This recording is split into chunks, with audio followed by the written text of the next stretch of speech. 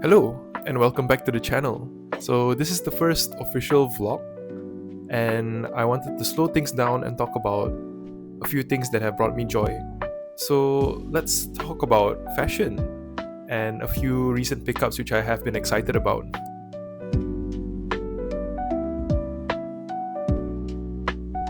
So, I got into fashion a little later in life.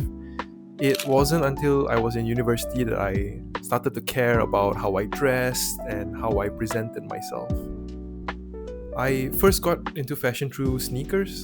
So some of you may remember the 2017 sneaker boom.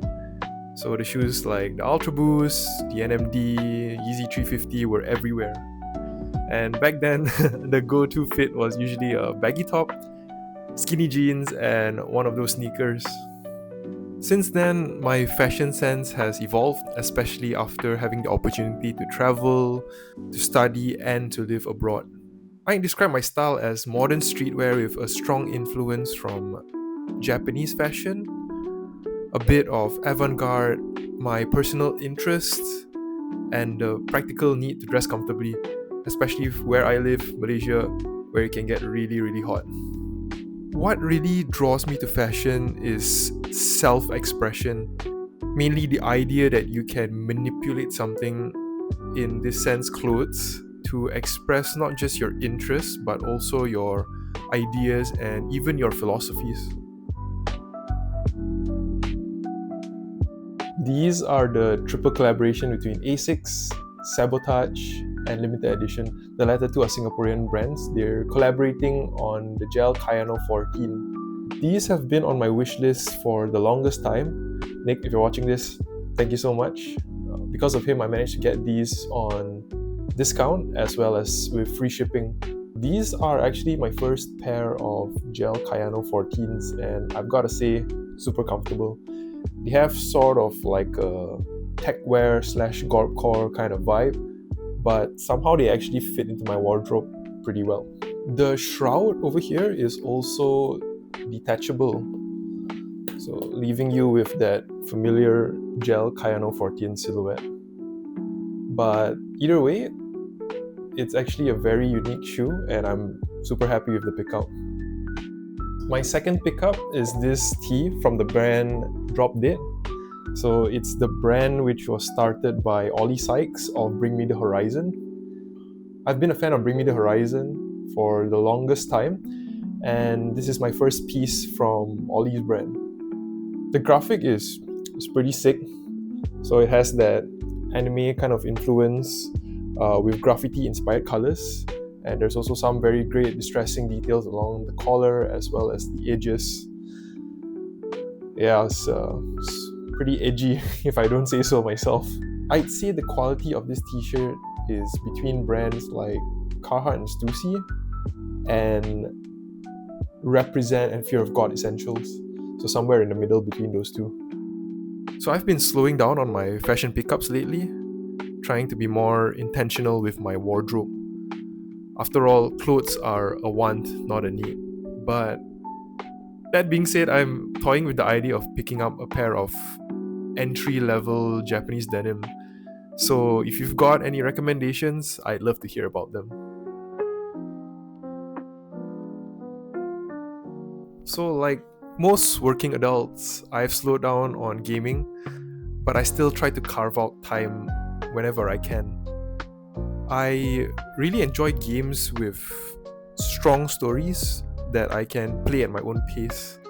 Some of the recent ones I've been to are Devil May Cry 5, Remetaphor Fantasio, mainly because I'm a huge Persona fan, and also The Elder Scrolls Oblivion Remastered. I haven't actually finished all of them yet, so I'm trying not to pick up any new titles until I actually do. I've been playing Honkai Star Rail more consistently because I'm super invested in the story. HSR fans will know the recent 3.4 arc. Absolute peak cinema.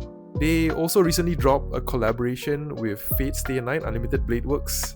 And yes, they added both Saber and Archer as playable characters. So of course, I had to pull for Saber. Here's how it went. Alright, it's the day of the Honkai Star Rail collab. Just got logged on and let's see how it goes. Alright, so we're trying for Saber. We have 223 pulls right now. If you look at the fate guide over here, yeah, you can see it's 170 pulls. So we're only gonna get about 30 more and then we'll get the Archer's Light Cone, but we're going for Saber. So let's get it. Sing the first 10 pull. Let's go. Nothing. Ah, unlucky yet again. 30. This one we're guaranteed to get Archer's Light Cone. Oh my god! 30 pull, please. Saber, please come early. 30 pulls in.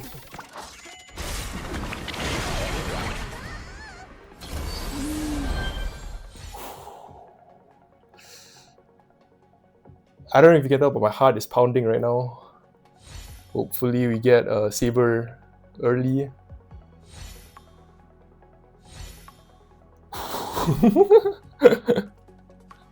Okay.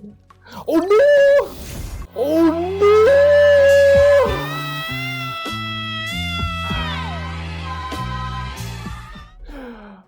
Oh, lost to Bronya. It's okay. We get the Archer Light Cone. It's a bit copium, but I guess we lost our 50-50 early.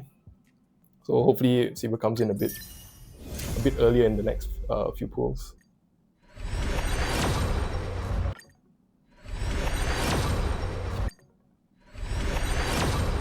Come on.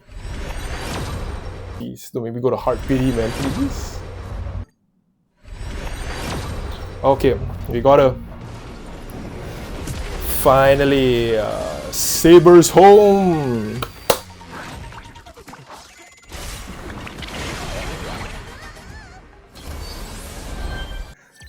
Saber!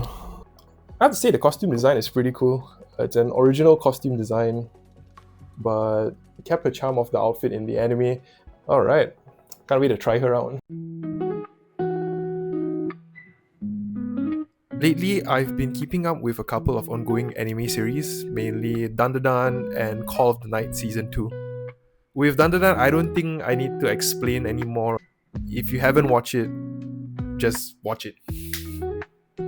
Call of the Night Season 2 has a different feel. It's slower, a lot moodier, and more emotional. I like that the story is getting deeper into the characters' internal conflicts. It still has the if Lofi was an anime kind of feel, but there definitely is a heavier tone to Season 2. As for what's on my watch list, I've been eyeing the summer that Hikaru died, Kaiju number 8, Season 2, and Takopi's Original Sin. From what I've heard, the third one is a little bit dark. I noticed that I've been gravitating towards darker anime lately, ever since I watched Evangelion and Berserk. Something clicked.